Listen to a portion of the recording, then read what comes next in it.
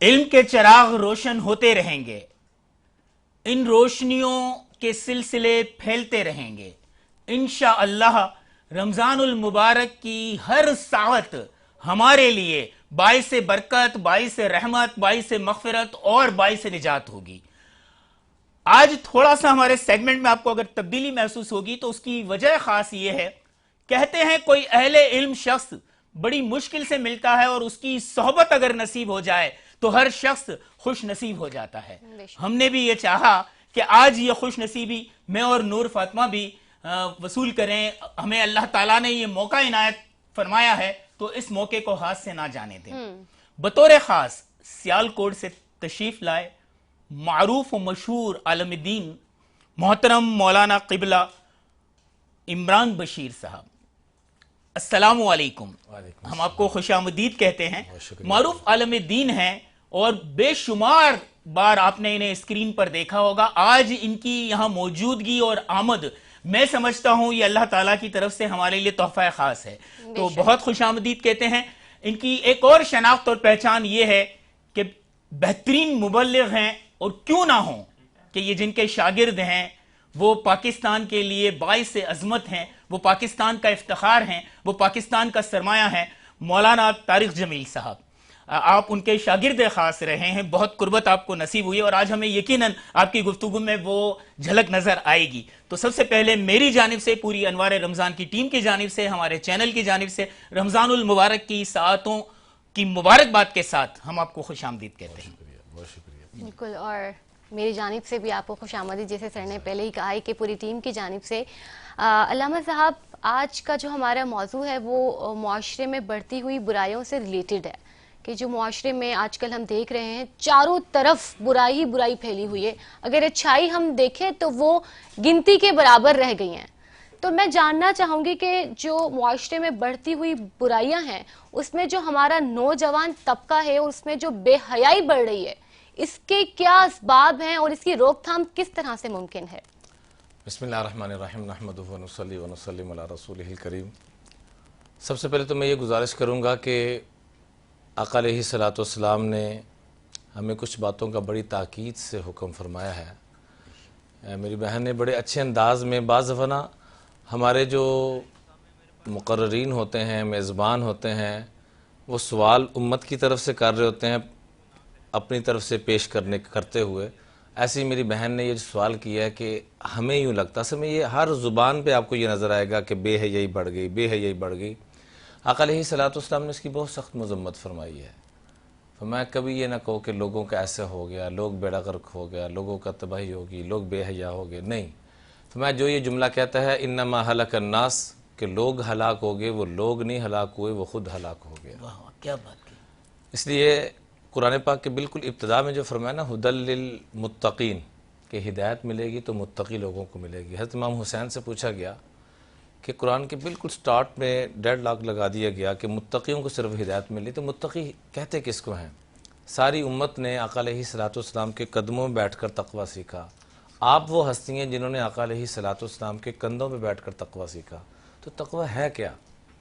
تو آگے سے بڑا خوبصورت جواب دیا اسی کے متعلقہ کہ اللہ ترى نفسک خیرا، کہ تمہیں اپنی کوئی خوبی نظر نہ آئے، دوسرے کی خامی نظر نہ آئے تو سمجھ لینا کہ تو متقی بن گیا۔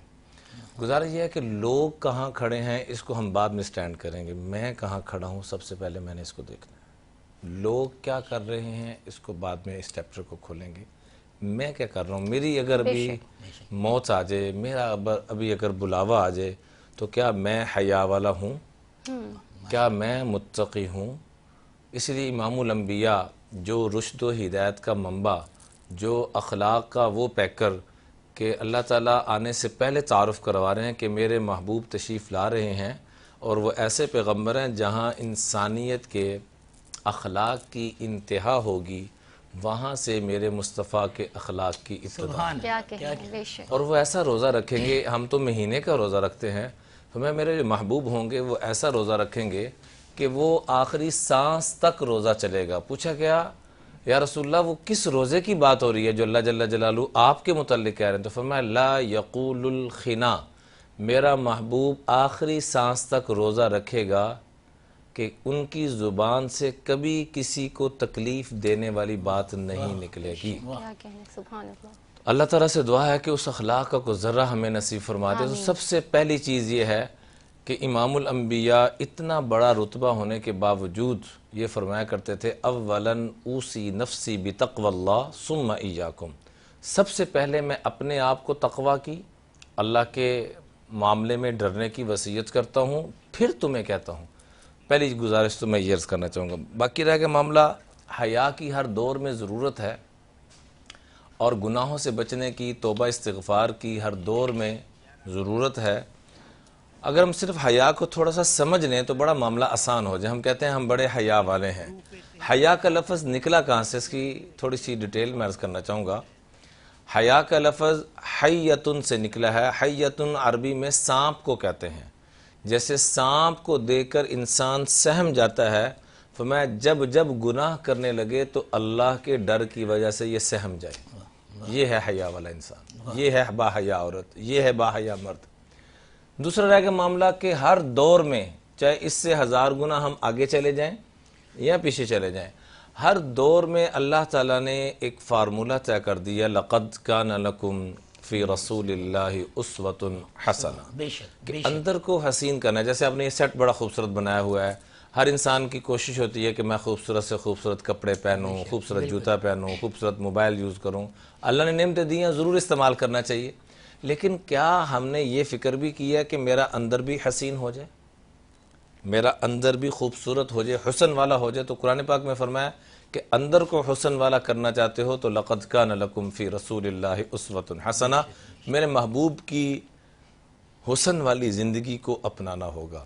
بے شک. اس میں یہ گزارش عرض کرنا چاہوں گا کہ آقا علیہ الصلوۃ والسلام کی بچپن سے لے کر لڑکپن تک، جوانی تک، بڑھاپے تک جتنے یہ فیسز ہیں، ان سب کا ہم مطالعہ کریں.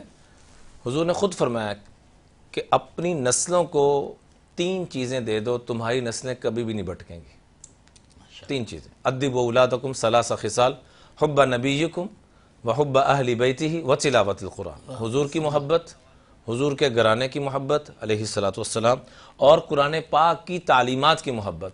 اب حضور کی محبت کا کم از کم خاکہ میں 1 منٹ میں پیش کرنا چاہوں گا. 6 برس کی عمر سے بھی آپ پیچھے چلے جائیں، 2 برس کے ہیں تو ان کی بہن شیما لوریاں دے رہی ہیں اور محبت سے کیا کہہ رہی ہیں، یا ربنا ابقی لنا محمدا حتی اراہ یافعا وامردا حتی ثم اراہ سیدا ومسودا.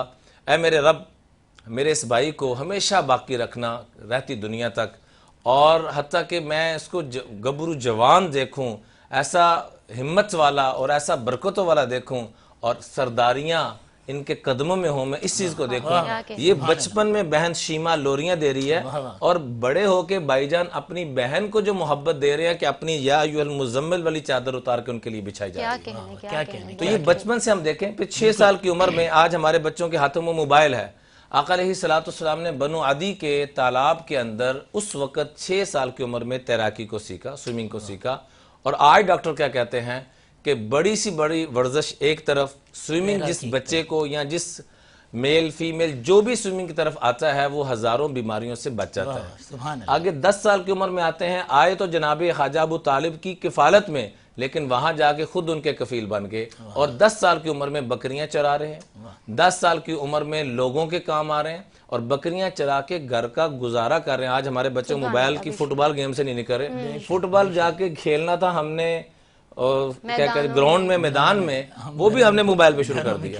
تو گزارش ہے کہ 10 سال کی عمر میں آپ علیہ الصلوۃ والسلام بکریوں کا چرا کر گزارا اپنے گھر کا بھی چلا رہے ہیں اور دوسروں کی بھی مدد کر رہے ہیں. حتیٰ کہ ایک شخص کو دیکھا کہ وہ رو رہا ہے، بوڑھے شخص سے، بوڑھے میاں ہیں، بڑے میاں. تو جا کے پوچھا چچا جان کیا ہوا؟ کہ میرا مالک میرے پر بہت زیادہ بوجھ ڈالتا ہے اور میرے میں ہمت نہیں ہے کہ میں چکی چلا سکوں. تو ان کو کہا چچا جان آپ سائڈ پہ بیٹھے، خود چلانا شروع کر دیں. دوسروں کی مدد. 10 سال کا بچہ. اور کیا کہا کہ آئندہ جب بھی ضرورت پڑے آپ مجھے یاد کیجئے گا، میں حاضر ہو جاؤں گا. کیا کہنے. 12 سال کی عمر میں تجارت کے قافلے کے ساتھ جا رہے ہیں. 20 سال کی عمر میں حلف الفضول کا جو معاہدہ ہوتا ہے جس میں یہ طے ہوتا ہے کہ آج کے بعد کسی پہ ظلم نہیں ہوگا، انسانیت کو خیریں پہنچانی ہے، جو بے سہارا ہوگا اس کو سہارا دینا ہے، جو مسافر ہوگا اس کو ٹھکانہ دینا ہے، کسی پہ ظلم نہیں ہونے دینا، یہ سارے معاہدے ہو رہے ہیں۔ اور آقا علیہ السلام اسی معاہدے کو یاد کر کے مدینہ کی ریاست جب قائم فرماتے ہیں تو اسی معاہدے کو یاد کر کے کیا کہتے ہیں کہ مجھے دنیا کے سارے خزانے قدموں میں ڈال دیے جائیں، اور کہا جائے کہ وہ انسانیت کے حق میں جو معاہدہ کیا تھا آپ اس کو چھوڑ دیں تو رب کعبہ کی قسم میں اس کو کبھی نہ چھوڑوں۔ انسانیت کو فائدہ پہنچانے کے لیے ہمیں آقا علیہ السلام کی تعلیمات کو پڑھنا ہوگا۔ پھر 25 سال کی عمر میں تشریف لے جاتے ہیں تجارت کے لیے، اور واپسی پہ اماں خدیجہ نے جب معاملہ دیکھا کہ ایسے اچھے اخلاق اور ایسی سچائی اور امانت داری کے پیغام نکاح بھی بھیج دیا۔ بے شک تو ہمیں اپنی زندگیوں کو اگر بہتر کرنا چاہتے ہیں تو حضور کی سیرت، آقا علیہ السلام کے مبارک اور کائنات کے سب سے پاکیزہ گھرانے کی سیرت۔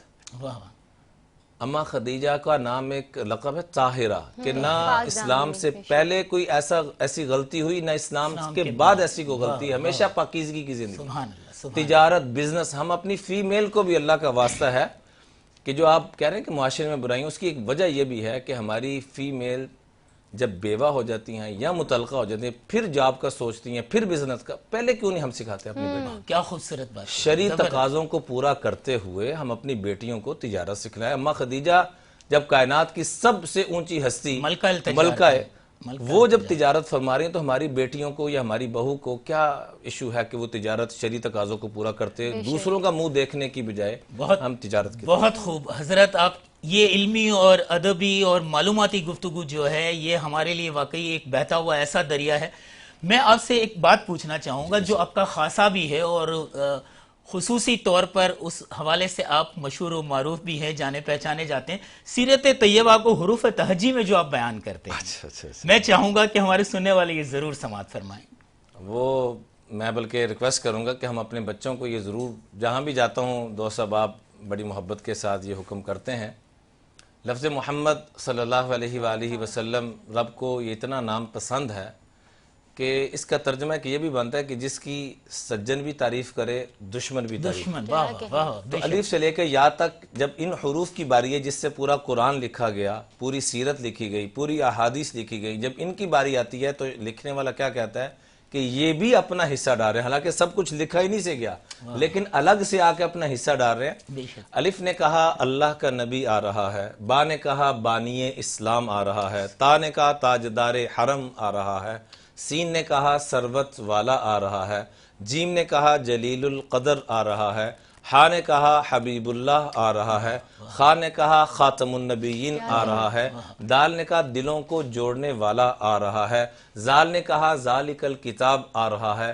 را نے کہا رحمت للعالمین تشریف لا رہے ہیں، زا نے کہا زمانوں کے امام، سین نے کہا ساقی کوثر، شین نے کہا شافع محشر، صاد نے کہا صادق و امین، زاد نے کہا ضعیفوں کا والی اور وارث، پا نے کہا طٰہٰ کی شان والے، ظا نے کہا ظلم کو مٹانے والے، عین نے کہا عرب کا تاجدار، غین نے کہا غریبوں کا والی اور وارث، فا نے کہا فاتح قلوب تشریف لا رہے ہیں، قاف نے کہا قرآن والے تشریف لا رہے ہیں، کاف نے کہا کملی والے تشریف لا رہے ہیں، لام نے کہا لا الہ الا اللہ والے تشریف لا رہے ہیں، میم نے کہا محمد الرسول اللہ صلی اللہ علیہ وآلہ وصحبہ وسلم تشریف لا رہے ہیں، نون نے کہا نبیوں کے امام، واو نے کہا والضحیٰ کی شان والے، ہا نے کہا ہدایت کے امام، یا نے کہا یتیموں کے والی اور وارث۔ سبحان اللہ، سبحان اللہ، کیا خوبصورت بات۔ میں کہتا ہوں کہ آپ نے جو ہے وہ سمندر کو کوزے میں بند کر دیا ہے۔ بس آخر میں ایک شعر عرض کرنا چاہوں گا، جس طرح لب سے لب ملتے ہیں نام محمد کے سبب، جس طرح لب سے لب ملتے ہیں نام محمد کے سبب، کاش کہ ہم سب مل جائیں نام محمد کے سبب۔ بہت خوبصورت بات۔ اور میں آج جو میں ان کی گفتگو میں جو مجھے سب سے پیارا نقطہ ملا وہ یہ تھا کہ زمانے کو برا نہ کہیں۔ بہت خوبصورت بات کہی، ہمارے آقا نے بھی ممانعت فرمائی ہے اور کہتے ہیں نا کہ ہمیں غم نہیں کہ ہمیں زمانہ برا ملا، ستم تو اس بات کا ہے کہ اس زمانے کو ہم ملے۔ تو بات یہی ہے کہ یہ زمانہ ہم خود بناتے ہیں۔ حضرت آپ کی میں بس یہ کہوں گا کہ بہت مشکور و ممنون ہیں۔ میں آج اس فیضان علم میں جو ہم نے فیضان آپ کے علم سے سمیٹا ہے اپنے دامنوں میں، یقیناً وہ ہمیں بہت ہی زیادہ کارآمد ثابت ہوگا۔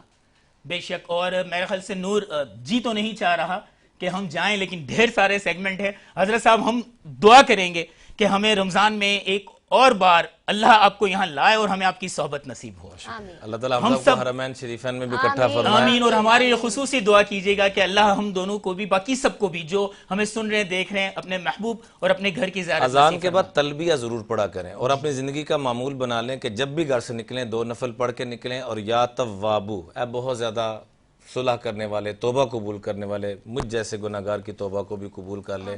پھر دیکھیں آپ کو ایسے لگے گا کہ پہلے آپ پیدل جایا کرتے تھے، اب سواری پہ ہو کے جا رہے ہیں. یہ بزم علم ہے. بہت خوب، بہت یہ بزم علم ہے. بے شک. یہ بزم علم ہے، اہل ادب کی محفل ہے. یہاں چراغ نہیں دل جلائے جاتے ہیں، اور جب ایسے اہل علم کے دل جلتے ہیں تو راہیں روشن ہو جاتی ہیں. میرا خیال سے نور اب ہم اس سیگمنٹ کا اختتام کریں گے اور جائیں گے ایک بریک پر، اور بریک کے بعد اپنے اگلے سیگمنٹ کے ساتھ حاضر ہوں گے. ہمیں اور حضرت صاحب کو اجازت دیجیے. اللہ حافظ.